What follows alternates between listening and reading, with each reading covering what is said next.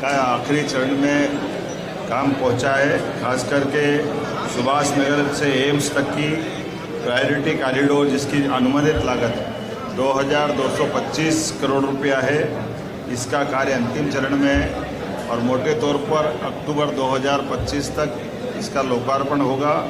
जैसा कि उल्लेखनीय भोपाल मेट्रो के पूरे प्रोजेक्ट की जो लागत भी है, इसके काम की प्रगति के आधार पर खासकर 6,941.40 करोड़ की लागत से ये पूरा प्रोजेक्ट किया जा रहा है।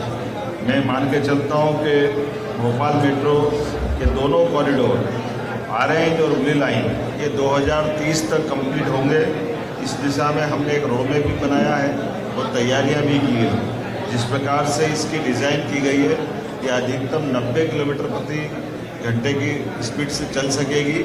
मोटे तौर पर एक स्टेशन से दूसरे स्टेशन के बीच ये 2 मिनट का इसका स्टॉपेज का अंतर रहेगा और एवरेज स्पीड 40 किलोमीटर के आसपास की रहेगी।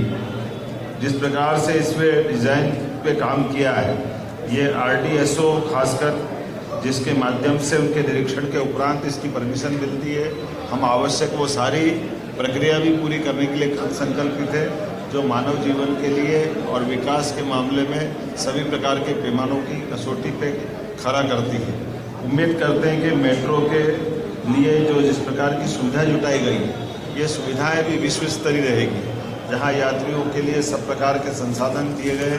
एक तरफ हमारे यहाँ एस्केलेटर से लेकर के जो हमारे दिव्यांग भाई बहन हैं उनको उनके आने जाने के मार्ग, अलग अलग प्रकार की लिफ्ट, जिस प्रकार से जो जन सुविधा हो सकती है वो सारी जन सुविधाएँ, उन्नत श्रेणी के सभी प्रकार के संसाधन के साथ यहाँ पर कई प्रकार की सुविधाएं व्यापार की दृष्टि से भी और आवागमन की दृष्टि से भी संयुक्त रूप से ये प्लान बनाया गया है और उसका लाभ हमको मिलेगा।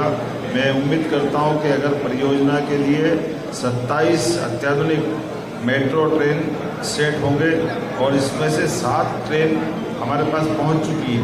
मेट्रो ट्रेन न केवल सुविधाजनक है बल्कि ये हमारे लिए गौरव के प्रतीक भी है। जब इंदौर में मेट्रो चल चुकी है, ऐसे में स्वाभाविक रूप से भोपाल की भी हमारी बारी है और उम्मीद करेंगे कि अभी जिस प्रकार से स्पीड चल रही है, आज मैंने सब इसका बारीकी से अध्ययन किया। मेरे साथ माननीय मंत्री कृष्णा गौड़ जी, माननीय अध्यक्ष रविंद्र यति जी, हमारे सारे वरिष्ठ अधिकारी और मेट्रो ट्रेन के संचालन के अधिकारी सबसे मिलकर के चर्चा की है। पूर्णतः सेफ और अत्याधुनिक संसाधनों के साथ ये जिस प्रकार से सौगात मिलेगी, ये अपने गौरव के एक अलग से एहसास से हमको परिचित कराएगी। मेरी अपनी ओर से एक बार फिर इस पूरी नई सुविधा की सौगात देने के लिए बधाई। आज केवल ट्रायल हमने किया है और कई सारे निर्माण के कामों में जो बचे हुए काम उसको पूर्ण करने के निर्देश दिए हैं। उम्मीद करेंगे प्रधानमंत्री के माध्यम से, जैसे इंदौर में उनने यशस्वी प्रधानमंत्री श्रीमान नरेंद्र मोदी जी ने ट्रेन की शुभारंभ की सौगात दी है, अक्टूबर माह तक हम कोशिश करेंगे माननीय प्रधानमंत्री नरेंद्र मोदी जी एक बार फिर ये नई सौगात हमको दे। बहुत बहुत धन्यवाद।